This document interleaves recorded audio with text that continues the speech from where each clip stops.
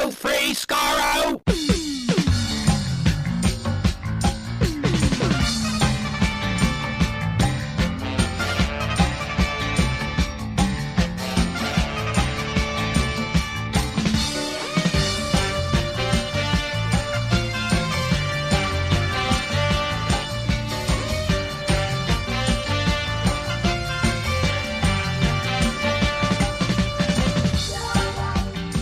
Hello, everyone. Welcome to Radio Free Skaro, episode number 1040.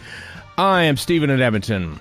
Warren in Vancouver. And Chris in Vancouver. Warren and Chris are in Vancouver together on the same couch. I bet. I can jab him in the arm from here. Please don't. Like a COVID shot. Don't do that. I like COVID shots. I don't like being poked in the arm otherwise. So. Yeah, because Chris is doing his annual. I'm going to say annual, like November Semi-annual. Vancouver trip. You're there a lot. Well, last year was April, but yeah, or March rather. That's was it March? I thought it's usually November, but I could be wrong about that. But It's usually sometime. Yeah. At one point in the year. I want to. It's right over there. It's right to the left of you. It's a short enough flight. That's true. This is I just want to point out to the listeners at home, this wasn't made public, but this is the second time Chris is over there during this trip. What pray tell, a couple nights ago, did you thought to memorialize the occasion of you visiting? What did you watch on TV? Let me give you the background on this. What here happened it is. was Chris is like, we should watch The Twin Dilemma. And I said, I'm calling you on that. And so we did. Done. Chris also borrowed a couple edibles from Warren. He may as well, have indulged, yes. And I would just like to point out, I did not. I watched The Twin Dilemma completely sober, and to my detriment. But you know what? The thing about The Twin Dilemma, it's bad. There's no questioning it, but it's just background noise bad. It's not this affront to humanity it's made out to be. Right. It's just bad. Like, it's kind of stupid. Yeah. But it's, there are other ones that are equally stupid, so. Yeah, the fact that it comes like 6 days after the Caves of Androzani. Absolutely. That is definitely, that's why everybody hates it so much. It's so amazing. And it's not an illegitimate reason to hate it, but it is a real car crash of a I was saying at the time, I know at least one person in Britain who watched part of episode 1. Right.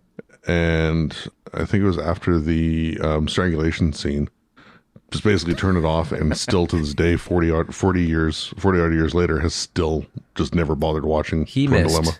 a masterpiece. Attack of the Cyber. Yeah. I think. Speaking I of was strangulation, gonna say, shouldn't that be a Mestor piece? Speaking of strangulation, they missed the Kevin McNally scenes. Oh dear. Wow, that's still on the randomizer too. Like, we have yet to do a commentary for. Yes, I told you, and you said, don't waste a commentary. We were commenting over top of it. Oh, God, we were ripping it to But I'm pretty shreds. sure we can come up with new incisive thoughts about the Twin Dilemma. I thought you would have been like just very focused, like, don't shut up, happens cat, next? shut up. We're watching. What are the Conrads going to do? I don't know. Let's find out.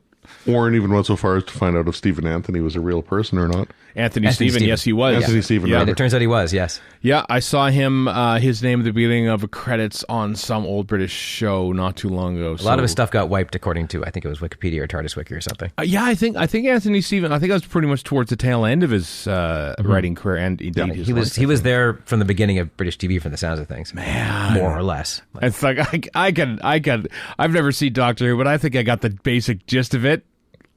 I could write an episode. To be fair, yeah, having watched some of the more recent RTD fare, yeah, you kind of do it. Oh, that's true. That is true. Okay, first off, before we get on with the what's on this actual episode of Radio Free Skaro, two things. Chris, you received things in the mail, and you want to give a shout out. Is that right? Yeah, I do. To one of our listeners, Stephen in New York, I commented a while ago how I hadn't yet bought the Blu-rays for Eccleston or the Matt Smith years, and we got an email out of the blue, actually, when I was in England, with him offering to. He's like, I've got spare copies, because I guess he had the Blu-rays and then bought the giant $200 set that right. You and I decided to cancel to not wait a year and a half for. Yeah. Anyway, he had the spares, so he was very, very generous and sent them through the post. They came this past Tuesday, and we haven't had time to go through them other than we did watch Rose, and I like good looking pictures and 4K and high def and all that kind of stuff, but the Eccleston stuff just looks very heavily processed because it's SD upres to HD, and then my 4K Blu-ray player tries to upres it to 4K. Right. So it's like, back in the old days where you take a postage stamp size QuickTime video and blow it up full screen. Oh God! Why don't you play it on Real Player while you're at it? But anyway, yeah, they're sitting there on the pile. Kat and I will get to them as soon as we are able. But Nice. I'm very much looking forward to the Matt Smith stuff after having watched what we watched for recent as yet unreleased miniscopes. That's true. I think if all our miniscopes come out, we record. Patreon supporters will know. And by the way, we'll put our next miniscope out soon on the Patreon, which is for Nick Curran, who directed 5 episodes of Matt Smith era Doctor Who. And I think it's coming. I think it's going to come out in January or something like that. But it'll come out for the Patreon supporters early. But yeah, we watched those 5 episodes and going, man, that was Very good, good. Doctor Very Who. good. What it? I did not realize how much I missed Matt Smith. Yeah. I do every And day. that's not a knock on Capaldi or Whitaker or Gatwa or Tennant. But I just miss Matt You're a Smith. bad person. I miss Matt Smith. I miss the pairing of Matt Smith's acting and Stephen Moffat's writing. Yeah. Because that was just next level. So was Moffat and Capaldi as well. But Yep.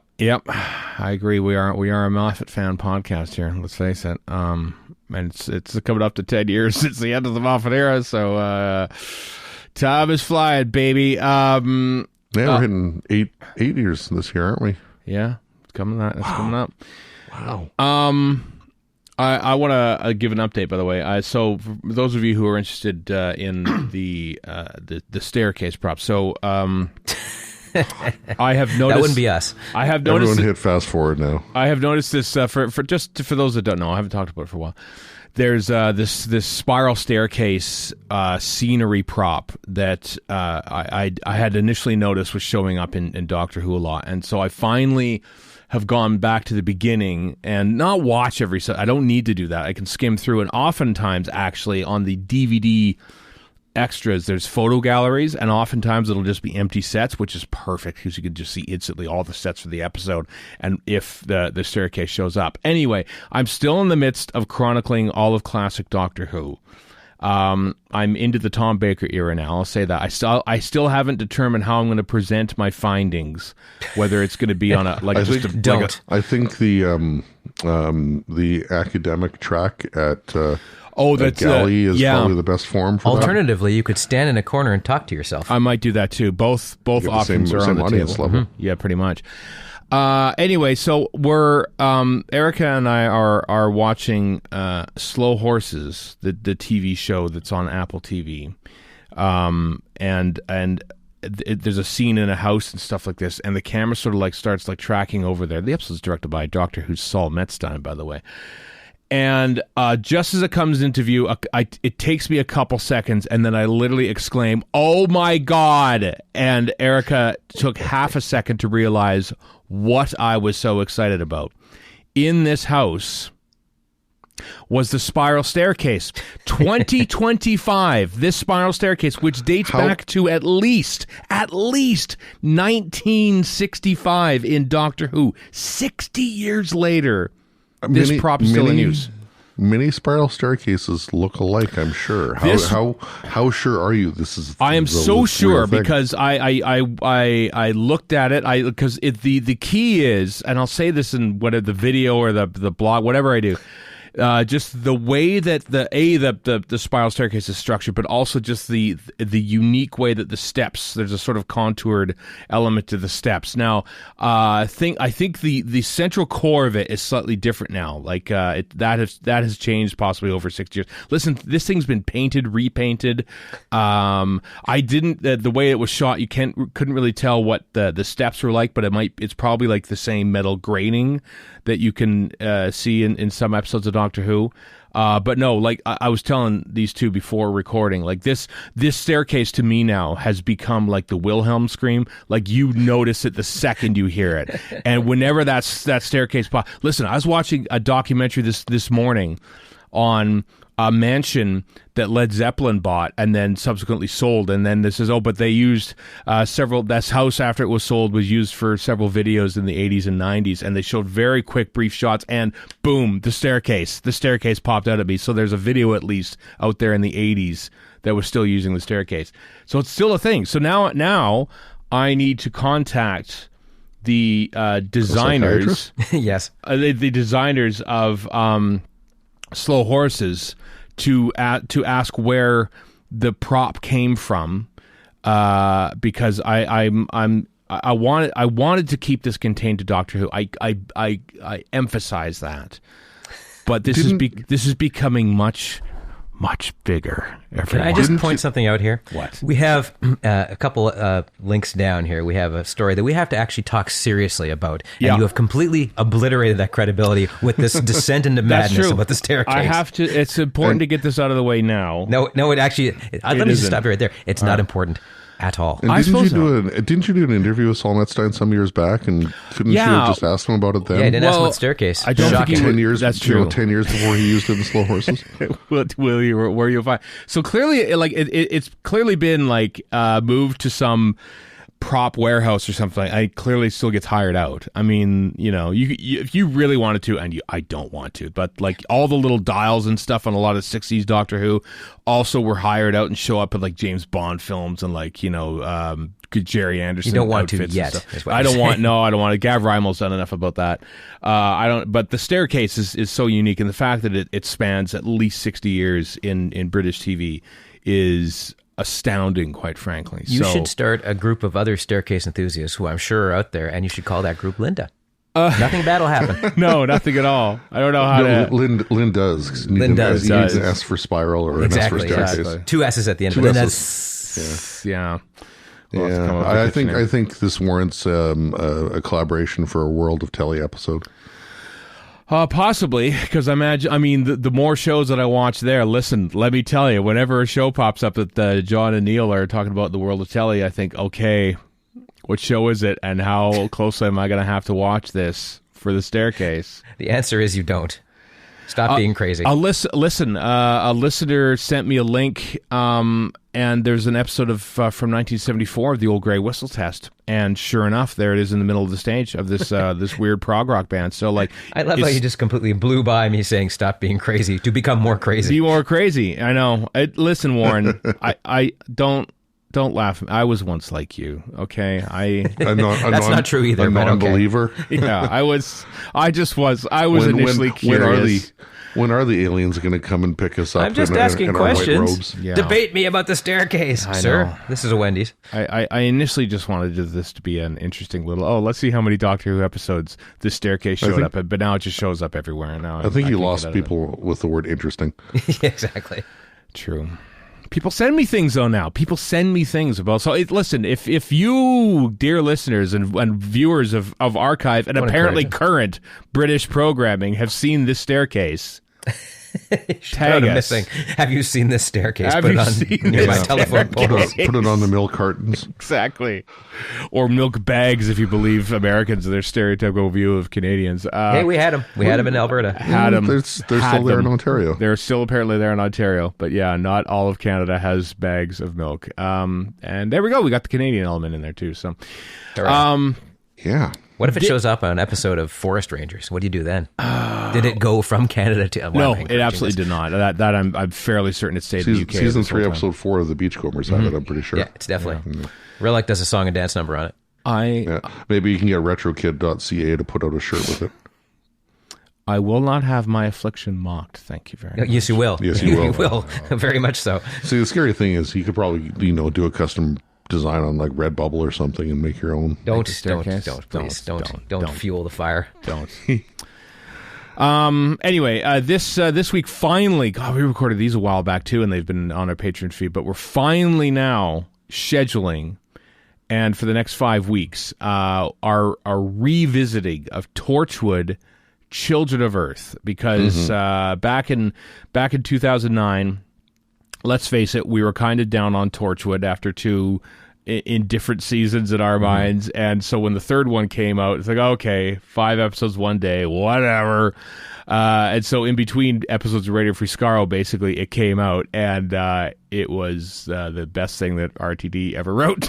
And so, but, you know... For the Hooniverse. Yeah, for the Hooniverse. Well, I mean, I've never seen much else, anything, but I mean, Years and Years is pretty damn good. it's amazing anyway. And so we thought, you know what, in the lead up to War Between the Land and the Sea, we thought, let's revisit this other 5-part Russell T Davies spin-off series.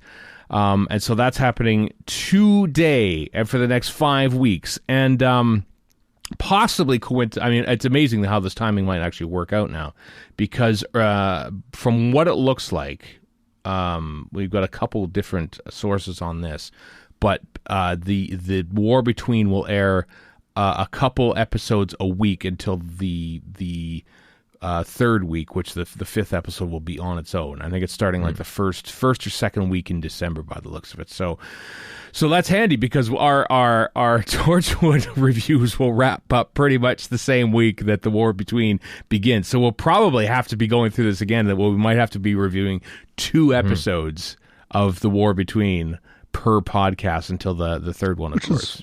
That's fine. I mean, it's better than doing all 5 in one go like we did in 2009. Yeah. That's true. And sorry, Disney Plus enjoyers, but we're reviewing this now. We're not waiting till February or whenever the hell it's or coming out. whenever. Yeah. Spring. I had a conversation just yesterday with someone saying that it's spring, or even if, which is was a shocking realization. I mean, remember, we're talking about Disney Plus, the network, the station, the streamer that made the Willow TV series canceled it and removed it from their own service. So, like, since, just speaking of Willow, I shared this with you, Stephen. I don't think I shared it with you, Chris. Well, you watched Willow, so you saw this. I never watched it, so I didn't know about how they ended the show, which was with money for nothing for some reason. like why in the first of all, this is a show aimed at, I guess, teenagers. Who would even care about Money for Nothing at that point? Secondly, it is completely incongruous to anything fantasy related. Like, what are we doing here? Explain yourself, Chris. I bought the 40th anniversary thing of Brothers in Arms. Brothers in Arms is a fantastic album. There's not a bad song on that album. It's a great album. It does not belong in the end of Willow. Why is it closing out a medieval fantasy series, for God's sake? However, I have also seen people take the Rogue One assault on Scarif, and they put in Money for Nothing, and I'm like, and it does work really, really well. So, I'm a bit of a hypocrite here. Right. Mic drops in medieval fantasy shows. No. Dumb. Anyway. It's better off erased. Yeah. Before we talk about a little bit about the War Between Turf and Surf, we should say that guest announcements for Gallifrey 1 have resumed. Mark Strickson is joining. Documentarian Mark Strickson. Yes, and of course Turlo from TV's Doctor Who. And discoverer of Steve Irwin. That's who.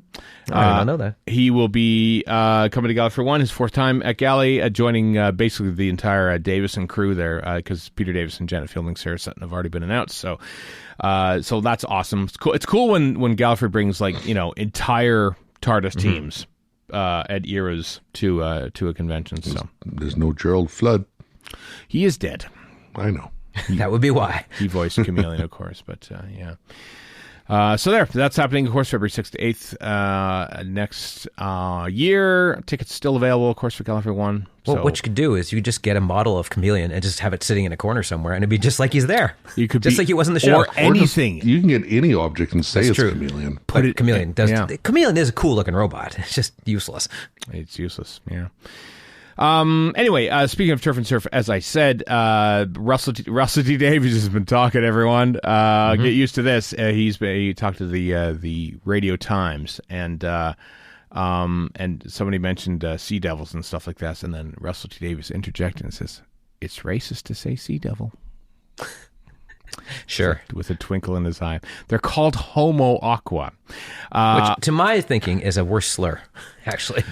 Yeah. Well, first off, just to say that during Comic-Con when they were showing like little props and stuff, they had like a couple of Homo Aqua eggs that they were sort of talking about, but didn't actually name the source. So the name's been out there for a little bit already that we kind of know about. But yeah, can't call them sea devils anymore. They're Homo Aqua, which in and of itself is a name coined by human scientists anyway. So what do the sea devils Homo call reptilia themselves? was used for wasn't it? Silurians, wasn't it? Yeah, I And they're think technically so. not Silurians. They're whatever era they're actually from, which I don't remember off the top of my head. They're not even the Eocenes, but they tried to correct them in the story of Right. the sea devils. Yeah. Yeah. So yeah, our RTD is going to be telling us what to think again, everyone. Didn't the Silurians call them sea devils? Yes, our sea devil warriors in There you go. Warriors Yes. of the Deep. Warriors of the Deep. Right. Yeah, exactly. And a lot of as you know dialogue. Yeah. Yeah, it's dumb. We were talking off air, me and Chris, about this, about how I don't have any problem with he can write whatever he wants, and I don't even have a problem with a character in the, like, let's say a Homo Aqua saying we're not called sea devils, we're called Homo Aqua, you stupid humans or whatever. That's fine. That's all good. That's perfectly cromulent. But having the showrunner preemptively wag his finger at me about something I wasn't even thinking about. Yeah. Like, why are we doing this? Like, what? Why are you ginning up controversy where none needs to be? I think there's going to be a scene or two probably in the episode itself where they're going to here's what my I bet you probably unit will probably say sea devils and then they'll be corrected. Yeah. Which, like I said, is fine within the context of the show. Oh, makes for great drama. It's so great. Okay, yeah. Or more appropriately, given that our RTD likes to have Ronnies regenerate in front of people who don't know what regeneration or the Ronnie is, Or and the have two it Ronnies. actually means something. I wonder if Bi-generate. there's going to be some random fisherman on a boat or something like that. And oh my God, it's a sea devil! And then no, that's racist. We're Homo Aqua. Credits. It's gonna. I feel like there's just going to be an awful scene which are going to cringe. That's racist, so now we're going to kill all the humans, which is not in any way racist, obliterating another species. So I dread of how old white dude we sound. We do sound old white. But speaking of old white dudes, Yeah. RTD did this better first time round when there was a scene with Donna and they're talking about slavery and she's that doesn't exist anymore. And I think the doctor says, who do you think makes your clothes? Throwaway line, works just fine, gets the point across, doesn't jam up anything, is effective. I'm still talking about it now. Planet of the Ute, exactly, right. So that works fine. Just do it like that. It doesn't have to be hammered on your head before the show even comes out. I mean, okay, so if nothing else, I suppose he's trying to control some of the narrative in the press before it goes out. So fine, okay, he's a showrunner. That's kind of his job. But I think Warren's bang on about the whole finger wagging preemptively it's a little off-putting.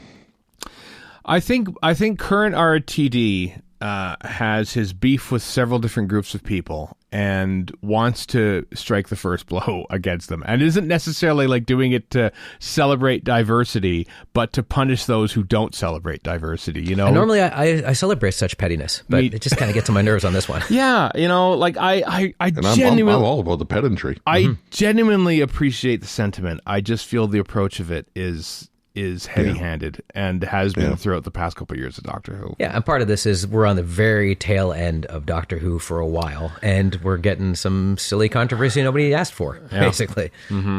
Just let us watch our shows in peace, for God's sakes. Haven't come on up the other hand, if it gets people talking, is that a bad thing? Yeah, true. Because we talked about Billy Piper as the next Doctor for how many weeks, and it was stupid. So no, yeah, I think there is such a thing as bad publicity. Thank you very much. I don't know. I mean, and this might just kind of blow over and nobody cares, basically. Quite possibly, yeah. I suppose we'll see when the episodes come out. The episodes, but like we're basically a month away from this now. Quite something. What do you think? Give or take, yeah. So there. All right. Anything else you want to say about? No, it's just kind of silly. Yeah, It's a whole lot of nothing is what this is. Yeah. Did he just? I haven't had a chance to read that.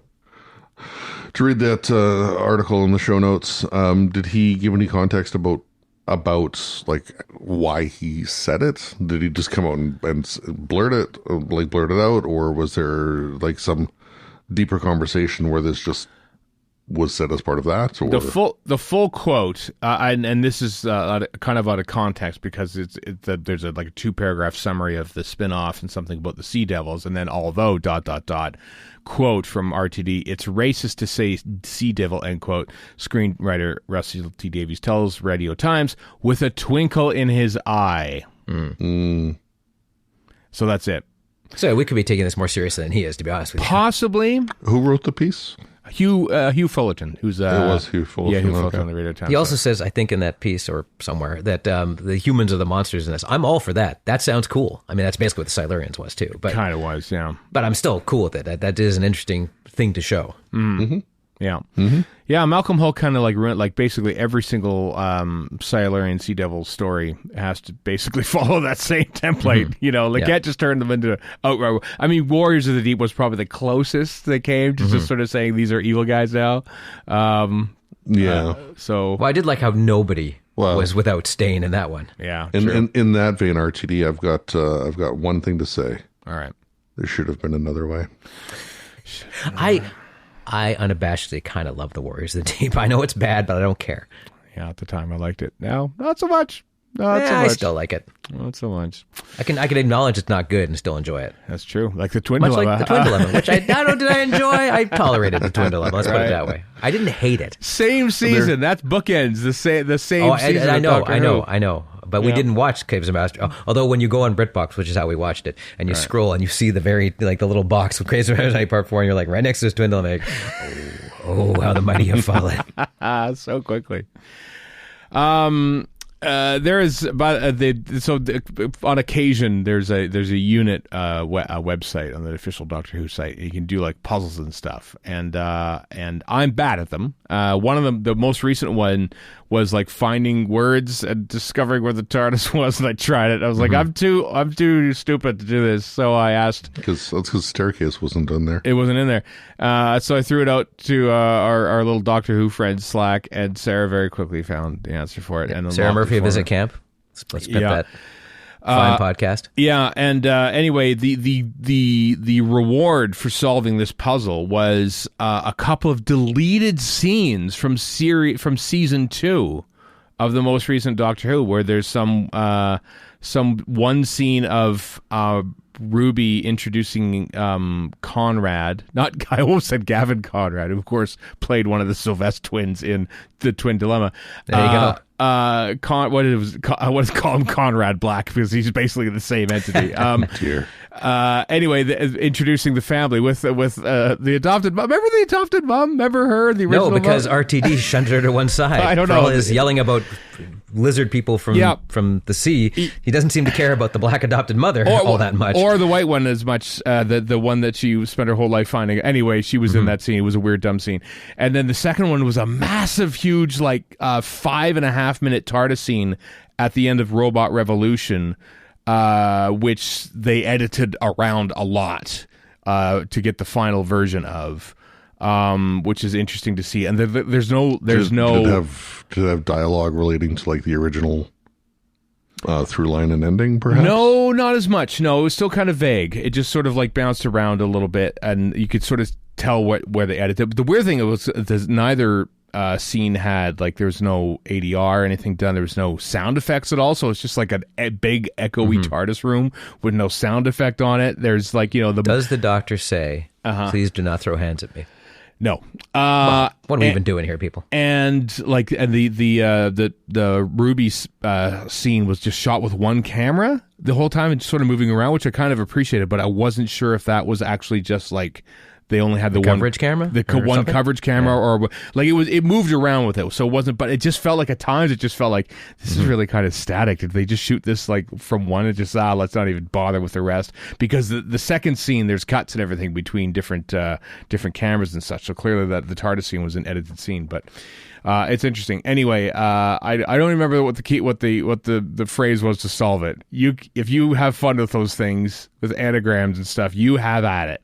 Links to the show notes, but just don't. And they'll probably put those cut scenes out eventually on the Doctor Who YouTube channel anyway, I would assume. They're not there already. Because I'm assuming these are not part of the season 2 Blu-ray in the UK. That I don't know, because of course we don't have the Blu-ray here in North America until And won't until April-ish, late May Yeah. or is it a year from the first or last episode? I think it's the good question. Steve Manford would know that. Sometime in the spring. Yeah, if we find out when the season 1 set came out, we would find out when the season 2 set will come out. Yeah, I can't remember. But Chris doesn't have his laptop handy, so we can't No. warn. We've got a really ridiculous. Here's some behind the scenes. Yeah. We got a computer way off in the distance we can't read. I've got my iPad in front of me to look at this news list. He's got his phone in his lap to news list. Everything's all over the damn place. So we're kind of relying on you to like list off things. Oh wow! I'm at the hell. Well, let me tell you about the staircase a little bit more. It's a staircase of We're being of held madness. hostage by a staircase madman. Yeah. That's a very good question. I don't. While you were saying that, I was doing my best to find out when the season 1 set came out, and I am here to tell you, August 12th, 2024 is when season 1 came. Really? And when did season 1 end last year? Oh no, wait. That's the UK version. I tell a lie. I tell a lie. I actually don't know. I don't know, Chris. I don't know these things. All right. Call yourself a fan? Disgusting. When did season 1, season 2 premiere? Was it April 22nd? I want to say. Like it was very. I forget the exact day. I was in Nova Scotia at the time. I remember that. Nova Scotia. And that so no, it'd be earlier than that. They don't have streaming there, as you know. They don't have streaming in Nova Scotia. That's true. Yeah, okay. There's some CanCon. There's some CanCon lies for you. Yeah. That's Yeah, true. heaven forbid I watched it on my iPad through Disney Plus at the time. No, Exactly. on your iPad, like a commoner. Yep. So you have to do Just what like you I have to watched do. Pluribus on my iPad last night. Like a commoner. Like a commoner. April 28th is when I There we go. ordered it. So it came out June 24th. So at the end. So we'll see it Okay. in late So May. end of May, start of June next year. And I mean, so there you go. Although let's face it, I unwrapped the plastic of that Blu-ray and I put it on the shelf, and I have not moved it since. Yeah. I looked at a bit of disc 1, and that's as much as I've done. Yeah, I didn't. I did not even buy it. So here we are. Yeah, I didn't. I didn't look at it. So now the only thing for stuff that's actually available anyway, the only thing I don't own on Blu-ray right now is the 3 Tenant specials. But I bought those on iTunes, as you did, Stephen, for like $8 for the trio. I've got the Blu-ray of that too. You got the Blu-ray as well? That went right on the shelf. So there we go. Just to give you an indication of my feelings of the past couple years for Doctor Who. Nonplussed, except for staircase content. If there's no staircase, listen, if they had the staircase in there somewhere, maybe I'd be a little more interested in it. How could they design the new unit headquarters and not have a staircase? Just disgusting. Or that specific staircase. Accessibility. Accessibility. Good point, yes. It's true. Doctor Who Magazine 623 came out recently. There's an interview. Oh, let's bring it up here. That's with I can't remember the name of the fellow from Film Was Fabulous. It's sort of like he's not John Franklin or anything like that. It's but there was I think what's been causing some furore. Mark Stuckey, who of course is probably more famous for The Repair Shop. But at the end there, he says, "Rest assured, we're doing all we can to ensure that these finds will get into the public domain as quickly as possible." That's not what I want. There it is. But I feel timeline-wise, we will have a very exciting announcement to make in a matter of what could be weeks rather than months. Which I'm not sure is the same message that's been coming from John Franklin and the rest at Film Is Fabulous. But maybe I'll get confirmation from John Franklin about that to see how close that announcement really is. Yeah, I've seen a little bit of, I don't know if backlash is quite the right word, but feedback or response, whatever, chatter. Yeah. Something like that about, the Film Is Fabulous is trying to be, not obliquely vague or anything like that, but just like cautious. Right. And here comes this thing in Doctor Who Magazine that's kind of just, cramming this not necessarily bad information down people's gullets, but I mean, it seems kind of contradictory to the Film Is Fabulous message, at least somewhat. Yeah, even though he is from Film Is Fabulous, but yeah, I know I'm intrigued. I will reach out to John Franklin, and next week hopefully I'll have an update. Just one way or the other, just to say, is it really weeks or months away? Just to give comments and stuff like that. He's been very good with conversing with me and stuff, and just giving me heads up about things, and like finding meeting a couple collectors and stuff like that, and so. They're very. That can be part of your next appearance on the Doctor Who Missing Episodes podcast. Tim put the call out for the unpopular stories, and so like I think I'm going to be on a future episode, whenever they're going to record that. I'm not sure which one, but Space Pirates. No, sadly I don't. I think a lot of people have signed up for Space Pirates, so no, I think it might be. It's not unpopular. No, everyone loves Space Twin Dilemma. Pirates. It's sitting right there for you. Oh, it's not missing. It's also not missing yet. Well, it should not be. Not much as we wish. It really should be. Yeah. Also, on BritBox. Yeah. The centerpiece of DWM 63 is a massive interview with Carole Ann Ford, like huge, like kind of like the Jodie Whittaker one from a couple issues ago, like just a sprawling, epic, just multifaceted interview. It's so sprawling that I haven't read it yet, but I scrolls like, this thing's huge. Benjamin Cook did a bunch of it. So I'm looking forward to that, because it's old TV, and as you know, as you've been able to I'm just as guilty of this. To glean from this, I'm quite fascinated by old TV. And well, here's how bad I am. I sent you Philip Bump is a I think Washington Post reporter. He's doing his own thing now. He's got his newsletter, his latest newsletter, which I think is free if you want to sign up for it. He explains why states are red and blue in the States, and it all comes down to old TVs and how they showed stuff. And so I was like, this immediately has to go to Stephen. Yep.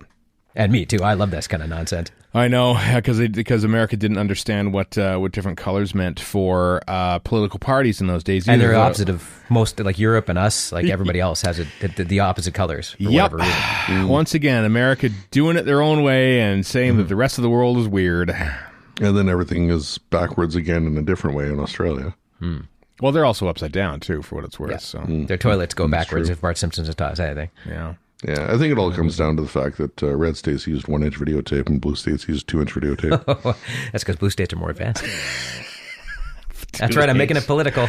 Adam Savage on Adam Savage's YouTube channel recently. He toured the Paramount film vaults, and I have not watched that yet. To my detriment. Man, there's two good ones on there actually. One where he actually looks at like different film masters and stuff, like all he goes through, like there's like original like film masters, The Godfather in there, and like a whole bunch like of the stuff. negatives.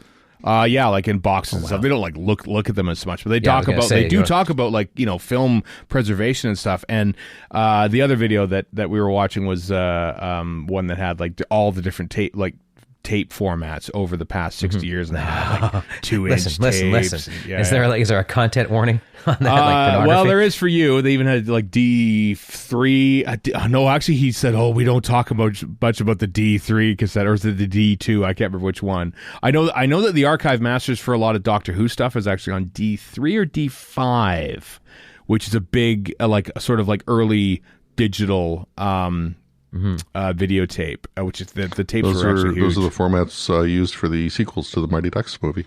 Wah, wah. Well, I do know that that documentary, which I haven't seen yet, about Reboot, they couldn't remaster Reboot because only 2 or 3 of these videotape machines existed, and they finally got that the show was mastered on. I think it was D3 or something like that. Right. And so they finally got a hold of one of these machines in Germany, and then they were able to actually transfer all this stuff and clean it up. What, Philip Morris couldn't get them one? Yeah, he loves exactly. Humanity. He was too busy fighting the good fight for I don't know, Reform UK or something. When I worked at ITV back in the late 90s, they had a D3 or D5. I think you could actually play back both tapes on that machine. And even then, they only used it for like backup. Like it was very rarely used. We were all on 1-inch tape for the most part during my time there, and eventually I think they switched to HD cam, probably went through in HD, and now it's of course all digital and stuff. But they even mentioned on that Adam Savage video, they talked about here's the last tape format is HD cam SR, which is like the highest format of HD videotape. And they mentioned the 2011 earthquake and tsunami in Japan, which leveled the Sony factory, the only one that actually manufactured these tapes. And I remember that at the time because I was working at a different TV station, and that hastened the digital revolution. We thought, well, what do we do? We've got 80 of these tapes that are now worth $1 billion each. So what do we do? Do we send these out and send them back, or do we just is there a way we can get digital shipments? And so that's what hastened it. There's so many bad things about the future, but I have to say, I have a Blackmagic 4K camera. This thing shoots essentially cinema quality in air quotes. Right. And the fact that you can just shoot on this thing in ProRes, on a little tiny card, is just mind-blowing to me. It's it reminds me of when, as a kid, you'd watch Star Trek and they had those kind of brick things that they would put in cartridges, and that would be their computer. That's kind of what we got now, That's except smaller. Our version of the isolinear chip. Exactly, yes. Yeah. Is indeed. Anyway, tape formats, there you go. If you're playing Radio Free Skaro Bingo, that's probably center square, but... just on a related tangent, because it's something you brought up, Stephen. You were asking people on Facebook about 35 mil prints of Troughton episodes. Yes, I asked about, because the very... And if you could do HD prints off that? Or no, 4K, because 4K. The odd fair was it Space Pirates 3, Space Pirates 2, Wheel in Space 3, Crotons 1, Dominators 3, I think, as well. There's a smattering. Those have to be telescenes, though, so they aren't technically. No. 4K. Warren, let me finish. All right. I'm talking about tape formats here. Fair. All right, you got me. They were actually, the original master is a 35 millimeter film, because they would do this either for if a machine wasn't available to record, if they knew they had to do a lot of editing, they would record it on a much higher quality format and then edit it that way. These prints still exist? And these prints still exist. In fact, like the Wheel in Space, and up until that one was found at a car boot sale, and the Space Pirates, those are the only episodes. Evil of the Daleks is another one, but that predates the move to 625 line cameras. And so my question was, I asked the deliberately trying to get a response from people who actually worked on DVDs and stuff like that. Is it possible to get a 4K copy of an episode of Doctor Who that was originally recorded onto 35 millimeter film? And the answer is yes, but it's also, you're not just capturing 35 millimeter, you're capturing the image of an SD camera. Right, that's what I meant. Yeah. And so Paul Vanessis is the one who replied, and he sort of said you could, but it would also, when you blow it up to that much, you are at the mercy of how in focus those cameras were during original recording. Completely different sets of flaws to work with there. Yeah. 35 mil with all the, grain or whatever else you're dealing with, and some hair in the gate or whatever, and all the TV stuff. So yeah. Exactly. So it'll be intriguing to see when the seasons 5 and 6 sets come out on Blu-ray, if indeed those episodes will be up-res as much as they can to 4K potentially because of the source material. That might be a good bit of bonus material rather than necessarily having it as part of the main episode blocks. Well, and just as a preservation thing, it is better because unlike videotape, which is gonna it's not going to last that long. Film will. So yeah. I mean, also, I'm just wondering. I also asked him, but I never got an answer about, the original model footage for the Trial of a Time Lord and Time of the Rani, to name but two, shot on 35 mil. That exists. Why aren't there 4K versions of that available somewhere? Conversely, the raw location footage of at least one reel of it from War Machines back when they shot on 35 mil in Doctor Who exists, of course, and that looks spectacular on Blu-ray. So maybe, hopefully, when the Blu-ray comes out for season 3, once they find all of Dalek's master plan and the massacre in a basement somewhere, of course, maybe those 3 minutes of location footage will be in pristine 4K quality, because the the technology exists. I wonder if you saw the Trial of a Time Lord footage in 35 mil, like in 4K, would it look better? Because those models are built for knowing that you can get away with a bunch of stuff. Just like, old soap operas were done this way too. It's like, we know exactly how far we can push this, that an SDTV is not going to be like, you're not going to tell that we're totally chimping out on this, that, or the other thing, right? Very good point. So these models could very well not stand up to scrutiny. They did great work. It looks amazing. Don't get me wrong, but it was crafted for a different medium. True. Well, and think of like Trout and stuff that was shot, and most people would have watched it on a 12, 15, maybe black and white TV, maybe 20-inch screen. A goblin, no less. It was if their TV wasn't on fire. I mean, on the belly of a Teletubby. Yeah, the trial and the Time of the Ronnie stuff was at least shot like in space, so like it's darker, so like it probably hides a lot of the flaws. That's awesome. They actually went into space to shoot it. Sweet. Which is why they had to shoot it on videotape for the rest of the series. So it wouldn't be as glaring any errors, I think, as like if it was like like for some reason they shot like 35 mil Warriors Gate stuff at Ealing or something like that, and then you'd see like the bottom of the cyclorama and everything else. So anyway, what a wonderful tangent to get lost. Yeah. I mean, I'd rather have that tangent than the staircase. So but we had both. What a world we live in. Yeah, aren't we lucky? We did. Also from Doctor Who magazine this week, I bought it, haven't read it, but Doctor Who this is like the beginning of the new Doctor Who Legends is going to be an ongoing sort of thing where they focus on one person writer. It's kind of like basically the Miniscope. Anyway, this first one's on Terry Nation, talking all about Dalek's creator and all that. There's even a lost interview, some rare scripts in there too. So that's also from Doctor Who magazine, not part of the original subscription. You have to buy it extra, but it's worth it. So I have both on my iPad, and I will read them because I like learning about old things. Yep. No. We're reading those and watching old Who for staircases. Damn right. Damn. That's called multitasking. It is called. It's called being a freak. You little freaks, to quote Superintendent Chalmers. That's right. So here's an interesting development, potentially, 45 minutes into this podcast. It looks like in the U.S., at the very least, under the tab on Tubi. So Tubi, of course, is the free streaming service you can watch. There's a dedicated channels for a bunch of things, including Doctor Who. You can also just watch the episodes as well for free with ads crudely shoved in there. But a lot of people, this is where they kind of watch things, and that's perfectly fine. Mm-hmm. Under the Leaving Soon tab in the U.S., at the very least, is Doctor Who, classic Doctor Who. Mm-hmm. Potentially leaving Tubi. Now, I haven't seen similar channels exist on Pluto.tv. Plex? Because I checked Plex yesterday and it's still on there. Still on there. Not like, I don't know if there's like a Leaving Soon tab or anything like that.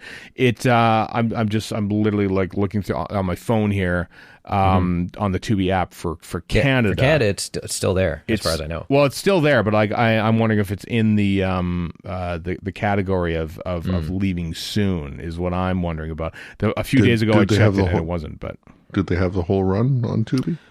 They had for the select episodes. They had the whole run in that what you could get. So it starts at the Daleks, for instance, and they probably don't have like the Robert Banks Stewart episodes. I'm wondering, I'm just literally going through there right now, and no, they do. They do have Zygons and Seeds of Doom. So, but nowhere on it does it actually say what the end date is. It's under the Leaving Soon tab on Tubi in the US. Just check now. It doesn't show up that way in Canada. So who knows? Something to keep an eye on, though. I would imagine the end of November, but it doesn't necessarily make it so. Yeah, who knows I don't know what Tubi's windows are like and what warrants it to show up on a Leaving Soon tab. The license is running out. Who knows? Yeah. Who knows? So anyway, just a thing to keep an eye on through the next few weeks and months as negotiations and debates go on about where archived Doctor Who will wind up in this soon to be post Disney era. One big Finish thing to talk about. There's a whole collection to mark 20 years since Doctor Who's 20 years since Doctor Who's returned to TV. Big Finish is releasing a special collection. It's out now of adventures featuring the new Who Doctors, available as a single download package. So not new stories per se, but just newly packaged in one giant thing. It's kind of like a starter pack, if you will, with the story per new Doctor. So there you go. Neato. Yeah. Not really worth trying to zapruder the cover art, because it's just all the Doctors Who on there. So turns out there's doctors in this thing. There are Doctors Who in it. So there you go. That's available now from Big Finish, just in time for the anniversary. There is a screenwriting seminar, celebration, anything, a screening weekender it's called, in Newcastle upon Tyne. The same weekend as Gallifrey 1 is happening, February 6th to 8th, where Russell T Davies will be appearing. So yeah, right? Doing Russell T Davies in conversation on the Friday night, and there's various other... we'd like to give the guy a jive for the last 2 seasons of Doctor Who, but that is well worth attending. The guy has written some pretty amazing stuff in his time. That's true. Yeah, not just Doctor Who, a whole bunch of other stuff. So if you're, I think the tickets for the whole thing are $100 or something like that, or £100, I should say, of course. But yeah, there's a various different thing. There's how to break a show. Like there's like panels about screenwriting and everything. Like it's very much an interesting thing. Kind of interesting, actually. It would be. Be a fun thing to go to if it wasn't in Newcastle. Although there is a direct Edmonton to Newcastle flight. I was going to say, you could phrase that better as in, if you're in Newcastle or able to get to it, as opposed to, this is an affront to me directly because I live a continent away. That's true, and at least three connecting flights away from Newcastle. How dare you, Newcastle? We still don't have the Edmonton-Newcastle Hyperloop. So, or indeed any Hyperloops. No. Despite all the attention. Anyway, so that's happening in February. He was going to do something in Leeds, but he said to pull out of that. Cancel that one. Yeah, because he has to write an episode of Doctor Who in short order. You're right, he does. As I cock the gun to his head. Yeah. Come on. Whoa, Russell, yeah. Get writing. Yeah. It's a water gun. Come on. Okay, water pistol. Last bit of news. I think you'll find it's an aqua gun. Oh, pardon. Yes, it's a Homo Aqua gun. Yes, to call it a water pistol, Warren is racist. Last bit of news, Pauline Collins, of course, who had a huge and varied career, but of course, being Doctor Who nerds, we remember her for her 2 appearances on Doctor Who, that of in the Faceless ones in 1967, of course, as Queen Victoria, and Tooth and Claw, passed away at the age of 85, having been fighting Parkinson's disease for the past few years. She, of course, is famous for Shirley Valentine, which was nominated for huge at Best the time. Actress. Yeah, I remember that. Mm-hmm. So she passed away at the age of 85. Seemed quite lovely. Her character in the Faceless ones was almost a companion. Very almost a companion, yeah. Written with the intention of becoming a companion, but she said, to hell with this. I'm out. Probably the wiser move for a companion to do. Yeah. Well, it paid off for her. That's true. You want me to call the Sea Devils what? I'm not doing it. I'm out of here. Out of it, yeah. I don't care if they haven't been invented yet. No. Anyway.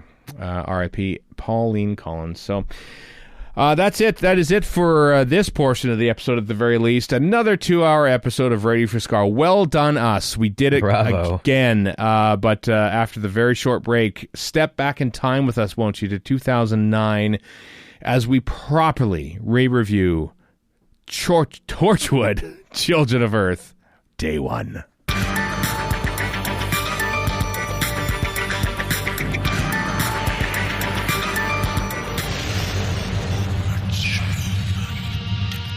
Here it is, folks. We have been threatening to do this for years, and we are finally doing it. We've probably already said the preamble, but just in case we haven't again, we are watching Torchwood, Children of Earth. All 5 episodes, but all 5 episodes one at a time, and reviewing them now, having forgotten almost everything about the series since it first aired back not in just this 2009. season, but all the series. All the series of Torchwood, but this one especially. All we remember. So just a little bit of background. Back in 2009, our overall opinion of Torchwood was not very high. I think we even barely reviewed, quote unquote, the episodes of season 2 on Radio Free Skaro. I think we just sort of like, yep, it aired. on to other things. And then so our enthusiasm for Torchwood Children of Earth was low. And then when we heard that it was going to be all 1 week, I said, well, at least we'll get it over with quick. And then by the end of that week, we were blown away by what was probably one of the best things that Russell T Davies has ever written. And it's sort of came and went in a week, and it sat with me. That series has sat with me for the longest time. I've only seen it once since in 2011 or 2012. When did I interview John Barrowman, Eve Miles, and Gareth David Lloyd at Calgary Expo? There you go. So I watched all 5 episodes of that to prepare for that, because I knew that panel would just be a completely straight down the middle, orderly type of panel to be fully prepared for. Didn't need to worry about that. Did you, just as a side question, did you watch Miracle Day as well? Because that had run its course before then. I don't think I did, actually. I don't think I had watched Miracle Day. Miracle Day when was Miracle Day? It was 2011. 2011, that's right. We won't be doing the same for that. We're just doing Children of Earth for this, just so you know, yeah. Yeah, to be fair, Gareth David Lloyd was on the stage there, and he obviously not in Miracle Day. Spoilers, though. That much we do remember, all right? That's much we do remember. What I remember about Miracle Day is just a couple days ago, a friend of mine was like, Stars, is that what is that? Was that a thing? And I'm like, oh yeah, that was Torchwood Miracle Day. He's like, what? I just made him more confused, basically, because I was like, oh, this thing you've never heard of, here's something else on there you never heard of as well. Very weird thing. Kat, who is a huge Torchwood fan, when we watched the episode yesterday, I was just mercilessly just goading her. Things like, Gwen's walking around the bay or whatever. I'm like, oh, where's the Ianto shrine?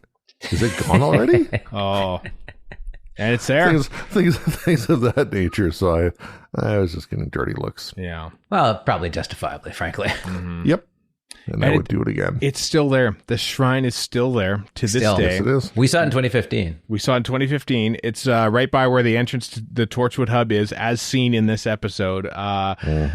Just to give you an idea of the impact and indeed the controversy that happened with this whole series at the time. But we'll get that in the episodes to come. But for now, it's just episode 1. I specifically asked Chris and Warren to not watch ahead. We are literally watching one episode at a time and then talking about it, just in case because listen, there were elements of this that I completely forgot about. All of it. Oh God, yeah, most of it anyway.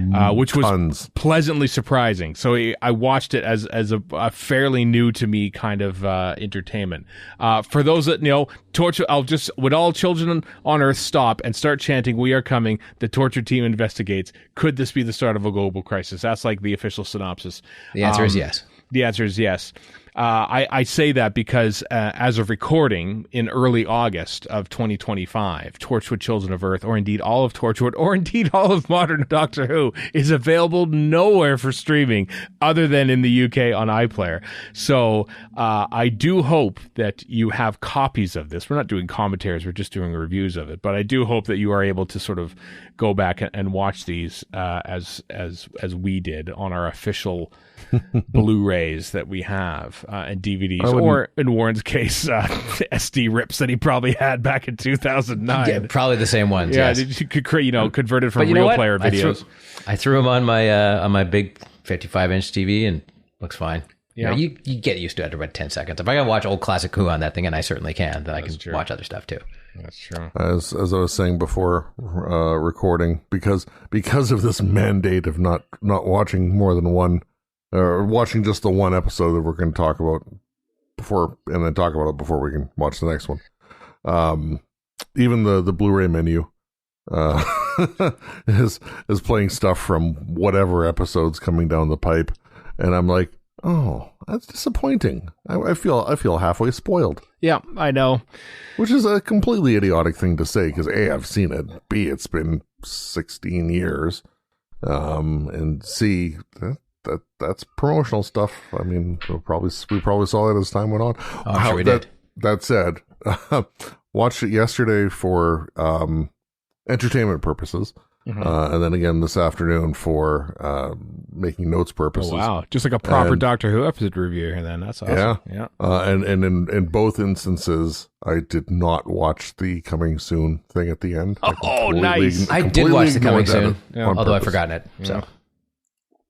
Wow. I'm like, I'll let this happen more organically, because like you're talking about with forgetting things, like the existence of Rupesh, completely gone from my brain. Yeah, Same. Mine too. As an example. So it was a complete shock when he shot Captain Jack at the back. Like, just like, oh, wow. Like, both Erica, who and I watched it.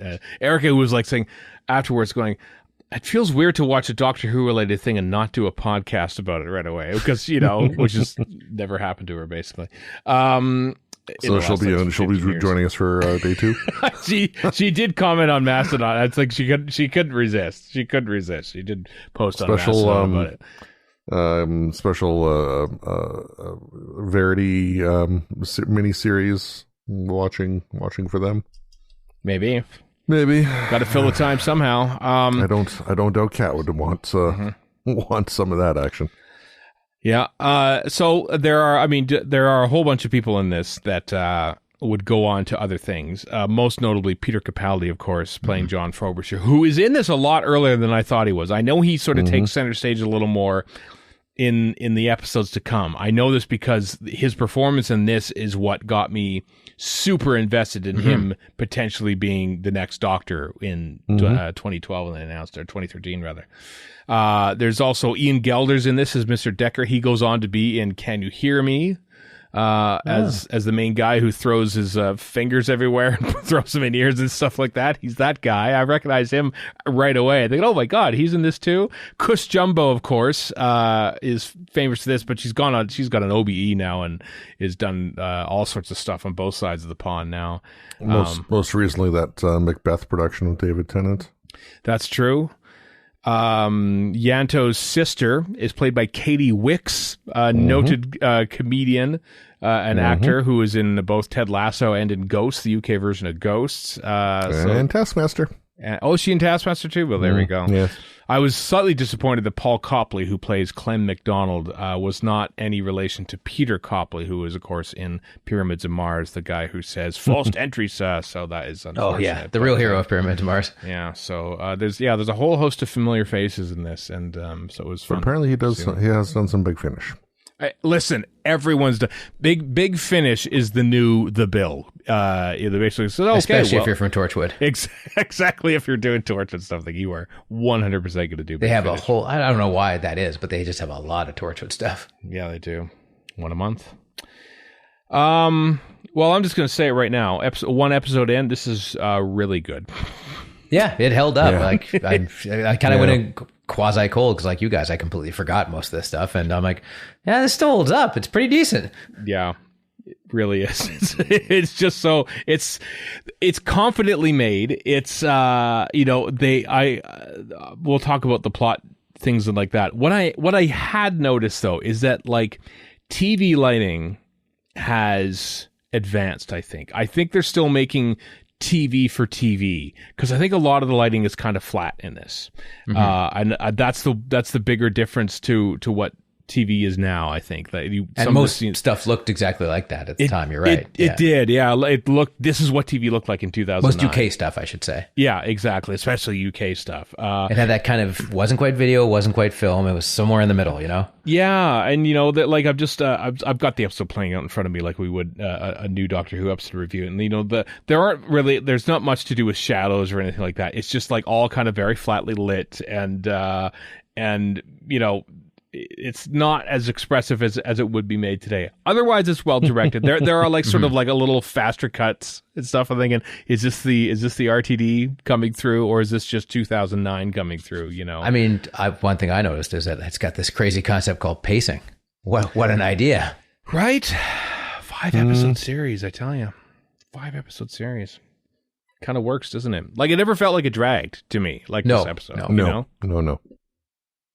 I mean, the one thing that caught me unawares is like we're in the middle of Torchwood, so they're referring to previous stuff I've totally forgotten about. Like I knew that Ianto and Jack are a couple, but I completely forgot all the back and forth stuff and all the rest of it. So I'm like, almost new. This is weird. Yeah, part of me had wondered, like, did they get together at the end of season 2? They must have, obviously, because they're talking about it. I didn't remember that because I haven't seen season 2 in a long time.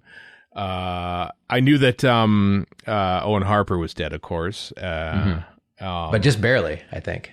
Yeah, he died. He died at the end of season 2, I think, too, didn't he? Yeah. He was King of the Weevils. I do remember that because it seemed silly. Yeah. Yep, he died, and Tosh died. Tosh died too. That's right. So that's why there's only the 3 of them. There's a very brief thing. Made a note about it when Gwen first goes into the hub. And she goes to the computer. She says "Good morning" to a picture of Tosh and yeah. Rubs. Make space for another picture. in 3 weeks time. Yeah. What else? I don't know. What jumped out at you when it comes to stuff there, Chris? Yeah. I was going to say, if nothing else, I want to preface this by saying that every episode had different writers. This one was RTD, but Eros Lynn was the director for the whole 5-episode run, and something like this. I mean, it's never a bad thing to have a fantastic director like Eros Lynn, but having the consistency of voice from having just the one director across the 5 episodes was, as I'm sure we'll find out as we go through days 2 through 5, it is a very good thing, to be sure, because we definitely have, as we'll get into, we'll have John Fay's writing, 2 and 4, I think, wasn't it? 2 and 4, wrote or co-wrote, I can't remember, and then why can't I think of James Moran. His name? James Moran. Yes, thank you. Who was in 2009 at our first Gallifrey one. He was one of the guests. He was one of the guests there, and I have very distinct memories of him being just set upon by throngs of young female Torchwood fans. That's right. Insert theme from Torchwood here. Yeah, because of course, in 2009 this hadn't gone out yet. So the vitriol that he would get for killing off Ianto, spoilers for episode 4, single-handedly, would yet to come. Of course, Russell T Davies most likely drew out the entire thing. It's not like Russell D got the email. Here's the script for episode 4. Oh, he's killed off Ianto. Well, that's a shock. I think he. No, it's. I think I remember that firestorm better than I remember the show. Actually, yeah, it was huge. It was huge. And then I think most importantly, overall, just to have as a preface, this is the culmination of Torchwood doing what was basically inconceivable previously, and that was starting on BBC 3 for series 1, going to BBC 2 for series 2, and then BBC 1 primetime for Children of Earth. Yeah. I have not looked it up to see if anything else has done that since, but I do believe Torchwood was the first. Yeah, with each successive series too. That's a crazy thing, really, and and looking like proper HD. I guess I feel like the earliest, the first season of Torchwood also shot in HD, but early days of HD. It's very glossily frame-y. Very you know what I mean? Video-y. The Bitfire hadn't quite got there yet. Yeah. Well, Torchwood was the test bed for Doctor Who switching to high def. Yeah. Just like BBC 2 went to color a couple years before BBC 1 as a test, basically, as well. Yeah. And then, oh my goodness, I was going to say something else. I completely forgot. That's okay. It's Monday night on a holiday. Yeah. Sure. It's good stuff. It is good stuff. It's really good stuff. We were looking up music, for example, before we started recording, and were reminded that Murray Gold did the music for the first 2 series, but Ben Foster, Gold obviously still has the theme because that was reused, but as minimal used in this as it is, of course. But it's hinted at in bits and pieces, but So Ben Foster was the composer for this, and as ever, music barely registers for me, other than just it kind of made me think in some ways of Sega Nakanola as far as just the low frequency, the bassy kind of thrumming and whatnot, especially when the kids are all frozen, and it's just. The moody atmospheric nature of it just played really well into this creepy AF show. Like, you knew that all bets are off on the very first scene, even before the title of the thing comes up. There's children, scared children walking into a big giant white light and disappearing. And you think, okay, like, you know, tell me that Russell T Davies doesn't have kids without telling us he doesn't have kids. Yeah. Well, he's, And before I forget again, as we were also talking about beforehand, this being the an older HD type thing, the Blu-ray has a lovely tutorial on how to set up your equipment for HD playback, which is that's just quaint. We watched it all. we did. I started in on it, and I'm like, oh, okay, I'll go to the advanced thing because why not? And it's like, oh, pick your test pattern. Yeah. It's like, oh, yeah, okay, I've gone far enough. It's pretty cool. Children